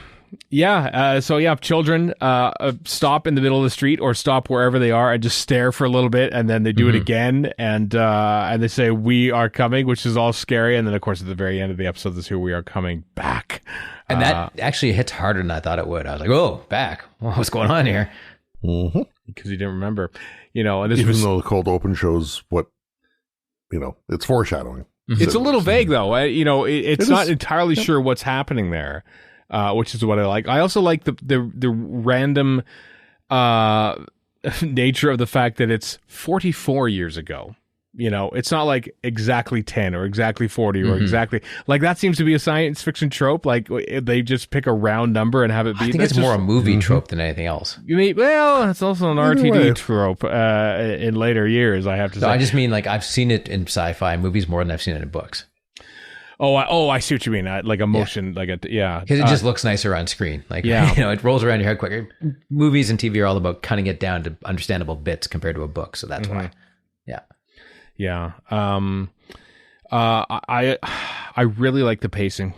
I really do. I think spreading a whole story out over, like, I think 8 episodes is honestly too long. I think 4 is maybe not enough. Maybe 6, we'll see. But 5, again, this is what gives me hope for the War Between, I tell you, because 5 just seems like a right amount. It didn't drag, and there was a real sense of building to something. Yeah, you know, when they were introducing stuff, it didn't. It just kind of worked. It wasn't like, oh, this is obvious. And of course, it is what they're doing, establishing things, but it didn't feel like establishing things. So the world building was very believable. It was, you know, so that when the kids actually, you know, the kids stop within the context of a science fiction show. Indeed, yeah, and you know, when the kids, like, I like that we, you know, in other RTD stuff, when something happens worldwide or something, like, you know, we would have seen Trinity Wells if this was a Doctor Who episode. There'd be a bunch of montages. I bet you that kid bit would have been like, you know, if they all speak, "We are coming," you know, that would be like right before the opening titles or something. It would be something to rush through, essentially. And it's given a bit of heft here. And it's, you know, it happens right away. The first one happens right away. And then we forget about it. And it's sort of gone, and like, okay, that was weird. We'll park that. We'll register that, and then it's a good few minutes in the actual episode, about 2 hours and a bit, when it actually happens within the story, that it happens again. And when it happens, it's just like boom, it's just like instantly, like in the middle of a sentence, basically, they do it. And you know, and it's all that, and the conversations that Gwen has with Rapesh, and especially the wonderful scene that she has with Clem.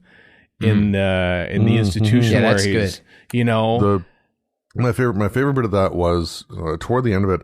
They're kind of just like tapping each other on their fingers, kind of just building this trust and rapport. One other thing I noticed is when he does that weird smelling her hand move to tell her she's pregnant. I'm like, that's something they would never do in Doctor Who, and it's not, you know, inherently terrible or anything. It's just, it would seem too out of place in Doctor Who, and it actually makes sense to have. Or at least you get the leeway to do something like that here. Well, you say that. The funny thing is, in the end of time, the master goes and he's sniffing the air for a good chunk of it to learn that the doctor is there. So Russell T Davies actually reuses that to lesser effect. Oddly enough, he kind of reuses his everyone standing on the rooftop bit and being silent in that's true, the Chris's invasion. In this here a little bit. I think what I'm getting at is more, it's just like Torchwood has a license to be a creepy in a different way, and it somehow works here. Yeah. Well, also I find like maybe I think it kind of happened in season 2 a little bit. Season 1 of Torchwood was very much the parents went away and left their drinks cabinet. Let's mix all the drinks together. Exactly, and they were just we could swear and do things and funny things and stuff like that. Look, we're all bisexual. Okay, go on. And then like season 2 dialed it back a bit, and there are a couple of bits of profanity in this. But there's a maturity to the storytelling that I think is what makes it so. I expect profanity. Right, but you know what I mean? Like that's why it feels like there's real stakes involved. And the fact that I love that the Range Rover just gets stolen by punk kids. Yeah, that was great. After woohooing its way into any crime scene, them going, Torchwood super secret. And by the way, here's our ridiculous truck. And here, it just gets kind of trashed by these idiots. It's trashed. It's stolen. And at the end of episode 1, the Torchwood hub is blown up. So basically, we've taken all the safeguards around Torchwood, and they're dispensed with by the end of the episode. Which is great. That's how you do this stuff. Yeah. Which was also a great setup for Miracle Day. Now we get all those anchors out of the way. That's kind of like why Sound of Drums works too, because you do take everything away from the Doctor, and they're on the run, and the Master's in charge of everything, and you just yanked everything they have away, and it just works. Mm-hmm. We didn't see the Torchwood SUV with the obnoxious blue lights on in this, but I did enjoy the scene with Jack and Ianto in the hospital parking lot. And Rupesh comes out and it's like, "You're Torchwood." And Jack's like, "Nah, never heard of them." Yeah.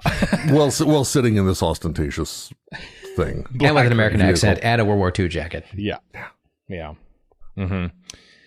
Well, there's another thing I was going to mention. Oh yeah, the Erica pointed this out at the time, just after we watched it. She didn't make many comments to me because I ran in here to record this, but she appreciated it. So did I. How the ongoing scenes when Ianto goes and visits his sister and Jack visits his daughter, which is another thing totally I shocked me. Completely forgot about it. Yeah. And there's none of the dialogue that basically says, "As you know, I'm your daughter. As you know, I'm your father." Like all of that is just implied throughout the conversations. She just calls him dad as a natural order of things, and then you're taken aback, and that's good calculated writing. It is, and that's halfway because I mean the door opens and Stephen says, "Hey, Uncle Jack." Yeah, yeah, of course, yeah. So I mean, okay, cool. There's your perception expectation set up, and then halfway through the conversation, she says, "Dad," and it's like, oh, right. Which, retrospectively makes complete sense. Yeah, and there's no close up on them like reacting to what they just said, which is an everyday occurrence to them whenever they visit. There's no like music sting or anything like that. There's none of that nonsense. She just lays out where she's like, no, see, you are the same age, and I'm look older than you, even though I'm not. And it's like, it's kind of interesting how this is an outlandish problem that would never happen, but now that we've got it in this show, we're going to present how this would actually be to have an effective family. Mm-hmm. I made a note that after the emphasis that RTD put on family and whatnot in Doctor Who, it's about time we saw some of that with Torchwood, because up until this point, it's really, I mean, other than, Owen sleeping around or stuff with Reese and Gwen, I mean, we don't really get that before this. So it's good. I like it helps me to better equate it with the Doctor Who worlds. Yeah, agreed. Do you have any notes there, Chris? I know you took a few notes for this. I've got a handful indeed. That we might have addressed already, but as talking points, we can mention them. Sure. Well, I mean, right off the bat, great spooky cold open. Like the whole theme of this thing, or my takeaway of it at any rate, is just suspense and spooky and creepy and you don't know what's happening. And you'd said about like just the setup, the plotting, the world building, like just it everything kind of adds to everything else to make this really cool concept, and cool concepts are huge for me, which I think is still part of the reason I like Miracle Day more than most people. But it's great, and again the music, and there's just so much going on. The kids all did fantastic jobs. Like I have no idea how much of that was like live audio versus overdubs or whatever. I'm sure a lot of it wasn't live audio. You know what? I bet you they probably spoke it because try to get a group of kids to lip sync to something. No like kidding. I remember the I mini get a group pops, of people to do it, let alone kids. Exactly. The part where they're shrieking before they start speaking, that's probably just overdubbed. Yeah, that was probably kids with open mouths. Just standing there. There is one kid who's like doing like a Mr. Quill and Mr. Oak impression from Fury from the Deep. It's just like her mouth was like wide open. It's like, oh my god, she is getting into this. Oddly enough, it reminded me of like I kept wanting to hear Kev McCullough's music for when the shimmering child starts doing that, and all the honey falls on the Bannerman and Delta and the Bannerman. But yep, I turned to Kat and I said, "Oh, they're all turning into Shimmeron queens."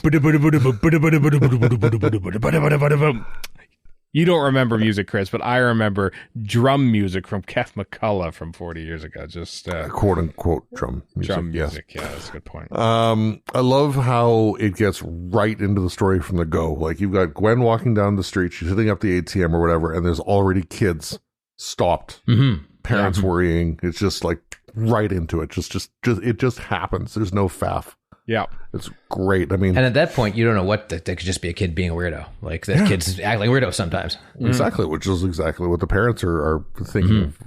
Thinking what's going on, but it's like it's not like it is that RCD and the writing team.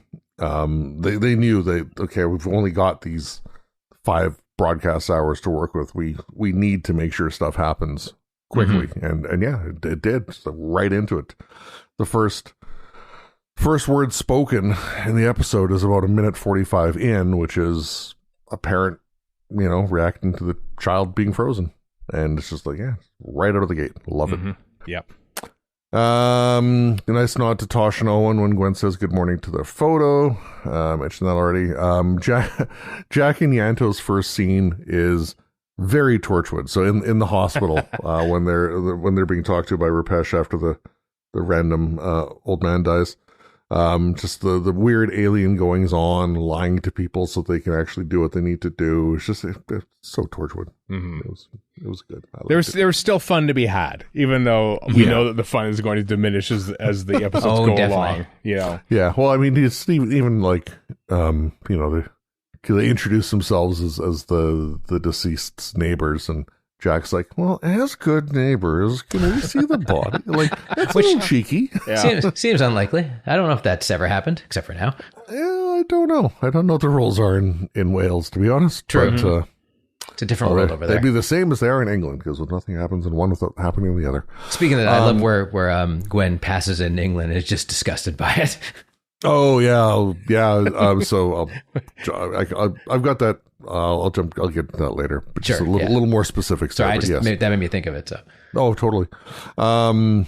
Jack saying to Ianto, I had fun ribbing Cat with this one.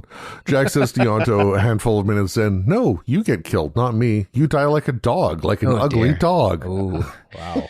Oopsie. And they're just, it's just Jack and Ianto kind of just, playing, bantering, whatever. But yeah, for those who have seen this previously, or at least are aware of the episode 4 occurrence, yeah, that might be a little much. I don't know. Yeah, I know. The foreshadowing is laid in there. When at the time we were going, just playful banter. Nothing's going to happen to them. Why would they? Of course not. Why would they? I loved the way that, and I'm assuming this was in the script more than anything, but with the exposition about the kids and reports from whatever, Egypt.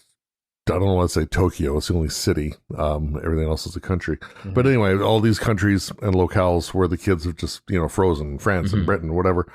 It's cutting back and forth between Torchwood making this discovery as well as Unit Colonel Oduya explaining this information to Frobisher. I think it's just really, really cool storytelling. I like when they do that. It gives you a different voice to listen to with the same information being provided. It gives you an impression that everyone is getting the same information. And, you know, I there's a couple instances, I think, of Barry Letts stories that does this. I think, like the Time Monster. I think they have, like, Stuart getting explained by the Master, and then the Doctor doing the same to, you know, back at, I don't know, the Nut Hut, not the Nut Hutch, but, you know, that sort of thing. It's a clever way. To me, whenever I see that in a movie or TV show, it conveys to me, oh, this is important, you better listen to it. A lot of people at once are talking about, they went to the trouble of cutting it this way, so you better pay more attention. Yeah, I like that. That didn't ring for me, but I like that a lot. The camera pan around Frobisher when the kids are saying "we are coming" for the first time. Oh yeah. Just it's all of 2 seconds, 2.5 seconds before it cuts away to the what's her face secretary. Bridget, yeah, it's just cool little move. I just like that. There's also just lots of examples where the camera was slightly, it was kind of locked off, but not completely. So it's just ever so slight movement, maybe side to side or up and down or something. TV around this time often would do that. We'd have to put on a little tiny track just to move it ever so slightly during back and forth shots. That was the thing. Erica's been watching like White Collar, and recently she's been watching Boston Legal, of all things. Good old Bill Shatner. Good old Bill, underrated, by the way, Bill Shatner. And I haven't been watching it very closely, but William Shatner is the bomb. And that is just the style at the time. Just we can't keep the camera still. We could just have it on track and just let slight movement. No real reason to have that slight movement, but just to keep the thing going. Or that's David E. Kelly, right? Yes, it was. Boston I believe Legal, so. Yeah. Yeah. The In-Betweeners did that. They would always have these little zooms and zooms out, and they were like just a bit too much, just like 10% more than needed to be. And I don't know if that was, well, I guess it was intentional, but it always kind of irked me that was. And I seem to recall other BBC shows doing this too. It was just kind of a thing everybody was doing at the time. Hustle was doing it a lot. 2005. Yes, there's a great example. Hustle was more than anybody else. Yeah. Yeah. It was just. This is why I love watching stuff several years after the fact, because you really pick up on stuff that is, you know, you think was annoying you or impressing you at the time, but really everyone was just doing that, you know, which is kind of cool. Yeah. I was going to say something else there. I think I'm just going to gush about Peter Capaldi a little bit, but go ahead, Chris. Get back to your notes if you want. I'll give you a good jumping off point in a moment here. Lois being new to the Home Office and learning about Torchwood on the fly is a good little gateway for viewers who might be new to the series. Yep. As mentioned earlier, Torchwood did come from BBC 3 to 2 to 1. And at the peak it was 6.5 million, something like that, viewers.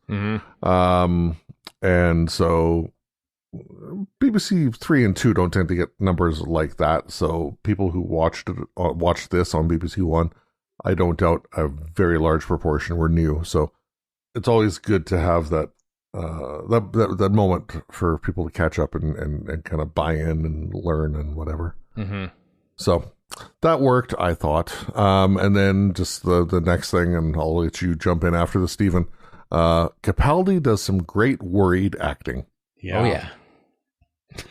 And soft-spoken acting, too, which is kind of strange. But I'm so fascinated, because, you know, other actors, you know, we haven't really seen a lot of them that have been in Doctor Who before in this. I'm trying to think of, like, any. Oddly enough, there's one of the people on the blank list is someone called Captain Andrew Staines. Andrew Staines is the nephew of Barry Letts, who appeared in several stories directed by Barry Letts, including Googe in Terror of the Autons. I thought that is not a coincidence. You deliberately named that captain after an actor who was a Doctor. Totally. RTD's that much of a nerd, let's be honest here. Probably.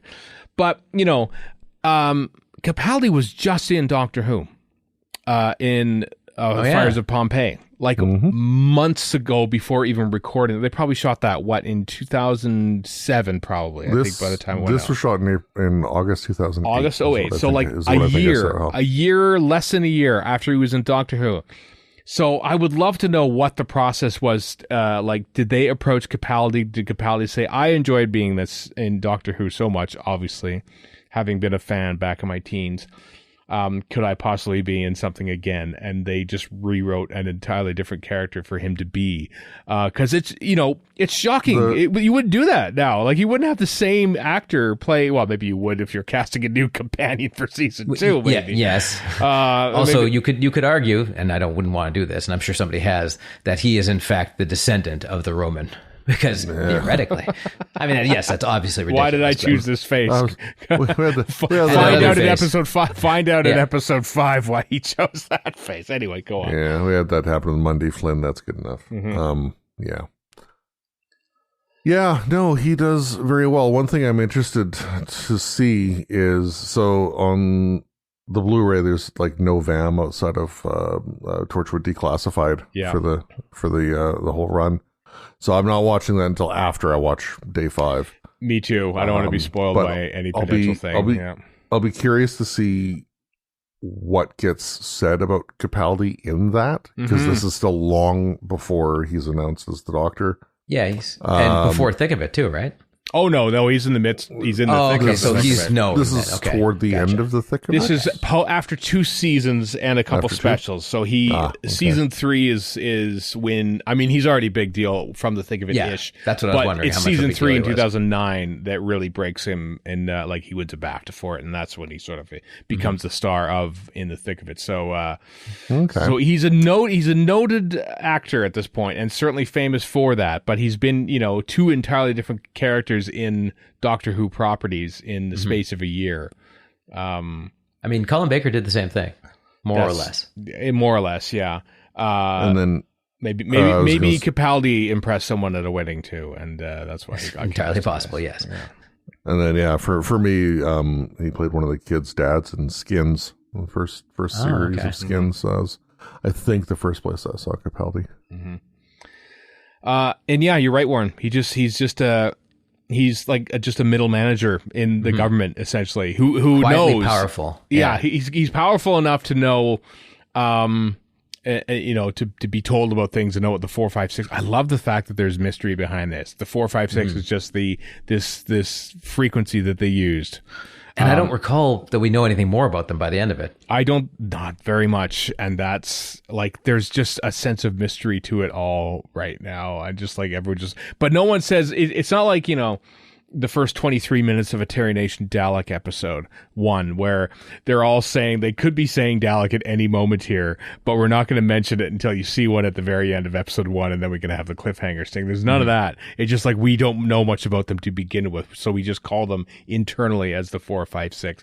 Then there's the cowardly PM who says, put the blank list out. Don't, I didn't hear about it. No, I'm not listening. It's up to you now. Suddenly this middle manager of Capaldi, John Frobisher, is just in the midst of this whole operation now, which he doesn't really want.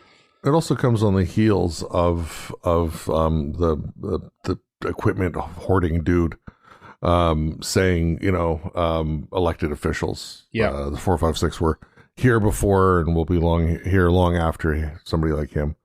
So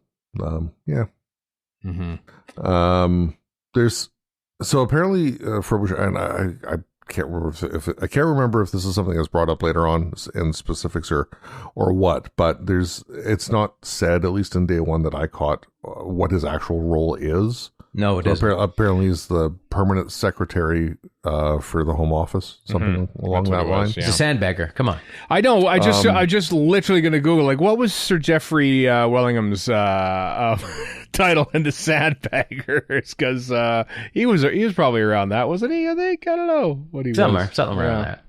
Not that Chris is fluent in that, but Mr. No, not remotely. No, but yeah, Decker. Ian Gelder's character, Decker. Okay, he's apparently MI5. He's not MI5. sad either. So. No, but you know what? It's maybe we'll find out later, and if not, it's unimportant. All we know is Capaldi's face drops when he realizes who's come to see him, and everyone get out because I need to see this guy because he knows something. He doesn't flash a badge around or anything. You talking about the Colonel or Decker? Decker. Okay. Decker's the one where it's like, okay, this is serious because I know what he knows essentially. Like he's like Frobisher knows enough to be worried, basically, but not enough to actually do anything. And he always has to sort of seek other people's, authority out when he's doing stuff. It's such a subtle performance, entirely different from obviously his Doctor performance, from his Doctor Who performance, from his Thick of It performance. I love that when he finds out, he keeps asking, do you have children? Because he's all of a sudden he's worried about his children and everything like that. And so like when he's at home at the very end of the episode and he sees his kids doing the we are coming, like he just collapses. He just like, no, because I know what I've seen, how this is all happening in the world, and it's happening to my children now. He's probably read a file someplace. Yeah. Right? And he's just freaked out enough. It doesn't go over the top. No. And that couples very well with the whole inability for parents to help. Yeah. Which is, parents' first immediate instinct is something's up with the kids. I want to help. Yeah. And he's just unable to offer that. Yeah. Yep. Jeffrey Wellingham, by the way, was a permanent Undersecretary of State at the Foreign and Commonwealth Office that oversees SIS the Warren. FCO. So there you go. Something different. But close though. Sure, he doesn't have as much tea or anything like that, and doesn't like meet with Burnside at all during when Decker when Capel Frobisher is going into the little closet office thing with Decker. Decker turns around and says to him something about we don't often get visitors to Thames House. Mm-hmm. So, and now once I had read he's MI5, I'm like, oh, okay, so Slough House kind of from Slow Horses. From Slow Horses, yeah, kind of jumped in my mind as well. So let's not skip over the most important part of all episode 1, which is where Vancouver is name checked. and the guy goes, beautiful countryside. And I was almost like, is he talking about Vancouver, Washington? Because countryside is not the first thing that comes to mind here. I mean, it's fine. But and then Capaldi goes, nice for some. I'm like, excuse me, sir. Excuse me. What an oddly specific Canadian reference in an episode of Canada mentioned. Start waving Yeah. flags around, Hashtag Canada mentioned. Yeah, I know. As long as the Canadian wheat fields are safe. Yep, they will be all right. To what Warren said earlier, I love the banter between Gwen and Owen when she's crossing the Severn Bridge. Yeah. Owen got says, do you have currency? Gwen's like, I've had my injections. Yeah, it's just I love that little dig at the English. I get what's coming to him. This is like, I'm just trying to think of where this was in RTD's timeline. Like the gay relationship thing was not necessarily a common thing on TV at the time. And so they were kind of playing around with that. But you know what? And obviously that's something that RTD knows firsthand. But like it wasn't played heavy-handed. I think RTD's intentions are good when it comes to raising awareness to that, and in the more recent eras of Doctor Who, like, to wheelchair users and diversity and everything like that. I think he can be a little heavy-handed, especially in the most recent season or two of Doctor Who. And here it's still, I think it's subtly addressed without sort of and no, making the audience feel guilty that you should feel any different, which I think is sometimes what happened in Doctor Who. It's 2009 though, or whatever the date is, because I was a little taken aback when all of a sudden, not even, you expect it with his brother coming in and being kind of not a raving homophobe, but a jocular hetero. Let's put it that way. A lad. The lad is a perfect way to put it. But even with his sister and her questions, and I was like, this seems understanding for 2009, but that conversation would be different in 2025. It would be. The dial would be dialed down a little bit. I mean, same-sex marriage only came into being in the UK in 2013. Yeah, that's true. 2013 in England and Wales. So it wasn't in the States yet, I don't think, either. No, God, no, not the States. Certainly Canada, it was with us. Yep. Go Canada, go Canada. Canada was 2005 or thereabouts. It was, it was 2005. But one note I had written down was Gareth David Lloyd did a great job of portraying somebody coming to terms with his sexuality. That's true. Yeah. Great job of portraying someone who coming to terms with his sexuality, including being weird and evasive around friends and family. Mm-hmm. Yeah, and you can see why.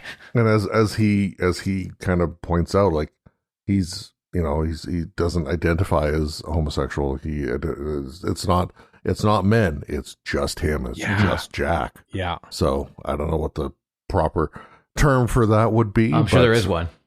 But I don't. Yeah, maybe. I'm sure somebody will happily inform us if we please do, because I have no idea. If we haven't come up with it by the end of the episode. But to go a bit further on that, Rhiannon, Ianto's sister, asking Ianto if he's gone bender might be a little too much the other way. I tried to take it in the context of one sibling ribbing the other. Right. And kind of extending the same rationale to Ianto's brother-in-law when he says, oi, oi, gay boy, she says, you're taking it up the arse. That was a bit of a shock. Yeah, I mean, those...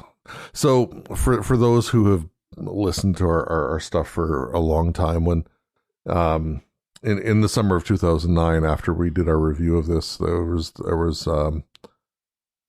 concern, whatever, in at least some pockets of fandom about potential for homophobia from Children of Earth.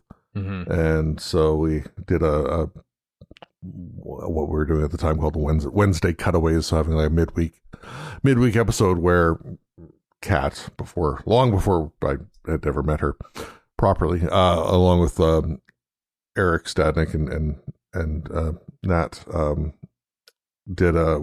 had them on for a one-off hour or so thing about that topic, which spun off into them doing the Bridging the Rift podcast on Doctor Who fandom in general.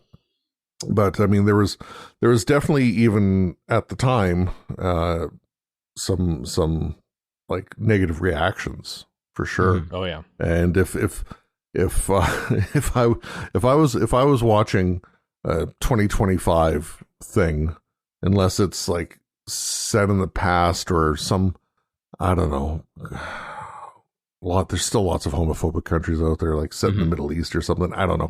But if I'm sitting there watching and one character says to another, asking one character asking the other, have you gone bender? Like, yeah, I'm a straight person, I'm going to take offense to that. Right, I know. But, it's Russell T Davies writing that. So, like, he knows the insults because he's heard them firsthand at that time of his life, certainly, It's amazing to think, we talk about, here's what the lighting is like, and this is what HD looks like, and this is what other effects look like at 16 years ago. But, man, just the attitudes towards diversity and everything else has, like, changed and, sadly sort of, I think, is changing back in a lot of ways. Two steps forward, one step back, it almost seems at sometimes. So this is why I don't laugh at like outdated humor and stuff like that to give it a nice name.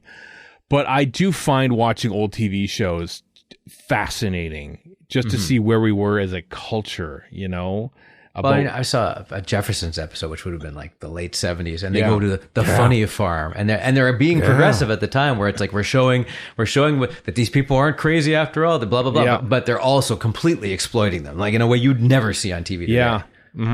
And that's with like a mixed race couple, which of course in the Jeffersons, which was super progressive for the time, super progressive at the time. But you realize that like not progress in this instance can never be apparently like it's uniform. It's uniform. It's a turn-based thing. It's like well, we can advance in this, but we're not going to advance in this yet for another few years. So you're just going to have to deal with it right now. It's very interesting. Around the same time as well. What was Jefferson's NBC? What? I don't remember. ABC. Oh, I don't know. I can't remember what. Was that Norman Lear? Was that Norman Lear Jefferson? It was Norman Lear. Yeah, it's a spin-off from all the President's Men, All in the Family. Yeah, it was on CBS. Yeah. Okay. Anyway, so over on ABC, around contemporaneously, you've got Soap, which Billy Crystal's character Jody is an out homosexual man, and they're very frank about it. And I honestly think up until maybe the 90s, that was as progressive as ever got on TV. Yeah, like the public had no idea how to take that or what to do with that character. But it's very straightforward in the show. Yeah, but there he was, like loud and proud, if you want to go there. But so like, and there was a lot of very homophobic stuff set against that character back in the day. Yeah. Which I'd like to think nowadays we wouldn't necessarily see other than maybe like, soccer hooligan a-hole types. Even then, you wouldn't put it in a show because why court that disaster? Yeah. Yeah, I suppose so. But the point being, like, that's so late 70s to 2009, so 30-ish year gap. Not a heck of a lot happened. A lot more has happened since 2009, True. I would say, for positive changes. But also that points to, like, I mean, social media didn't exist because there was a backlash to Ianto, but it wasn't anything like the god-awful monster it is now. No, as the early days of Twitter in those days, like 2009, and like when it started 2008, I think Twitter was, and it was mentioned as in passing in an episode of The Thick of It in 2009. I remember that. Like, so it was sort of a thing coming there, but I do remember the backlash, not to necessarily that, but just stuff to come, to the stuff that happens in episode 4 that we all know about, of course. But Yeah. Two final things out of my notes. I'm going to do them in reverse order. So the last one is, I love the cliffhanger with "We are coming." Pause. Back. Yeah. And boom. And that's when it ends, right then and there. Yeah. Yeah. That's a very, very effective cliffhanger. Ties in wonderfully to the cold open and just bookends everything beautifully. And then my absolute favorite part of the episode altogether was in the Torchwood hub, Gwen getting a medical scan by putting her hand onto a UMax flatbed scanner. I thought that was totally a scanner. I know. I was wondering what it was myself. I'm glad you knew exactly what it was. Yeah.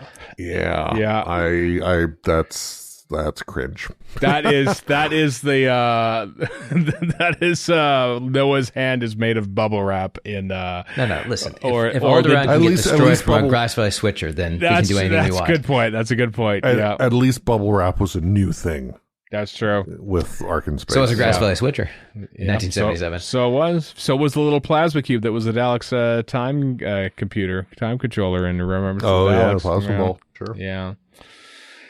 Well, anyway, if you managed to watch day 1 of Torchwood Children of Earth, hope you enjoyed it as much as we did. I don't know if we'll get an hour's worth out of the next episodes too. We almost talked for as long as the episodes were.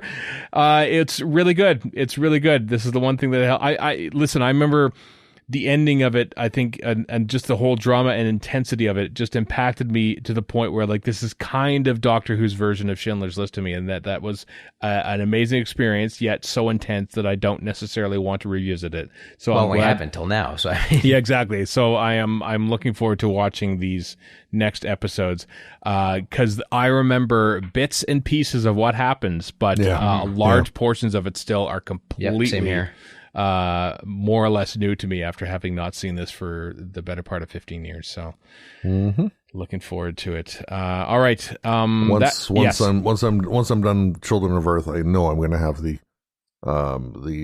desire to go through all of Miracle Day as well. And for me, I keep remembering bits and pieces of Children of Earth and then conflating bits of Miracle Day in it. Like, I'm like, no, it's Miracle Day where he lives with that Italian guy for a while in the past. That's not in here. No. Get it straight, brain. I didn't even remember that. So, I tell you what, I do. However long this Doctor Who hiatus, maybe we will visit Miracle Day too sometime Possibly. in the future. But Miracle Day, at least we had the opportunity back in the day to address episode by episode by episode. That's that true. We didn't get for Children of Earth. So we didn't. I mean, we'll see what happens, but it's still different. And then we're covering beast. Class. That's right. I threatened it. Well, same thing there. We had the opportunity to deal with Class on a episode by episode basis. Well, I just mean we can cover it after when we're running out of things to cover, thanks to this hiatus. I know. Well, I'm still waiting for the day we run out of material, so we have to start doing commentaries of big finishes. Yes, that'll work great. That you'll know will be winding down. Anyway, so yeah, next time on this day 2 Torchwood, what happens to Jack? Things got blown up. Who is that mysterious woman who arranged Captain Jack to be blown up in the first place? I don't remember. This is all exciting to me. I hope it's exciting for you too. Do join us for our ongoing reviews of Torchwood Children of Earth. In the meantime, and in between time, I am Stephen in Edmonton. We're in Vancouver. And Chris in Edmonton. So long for now.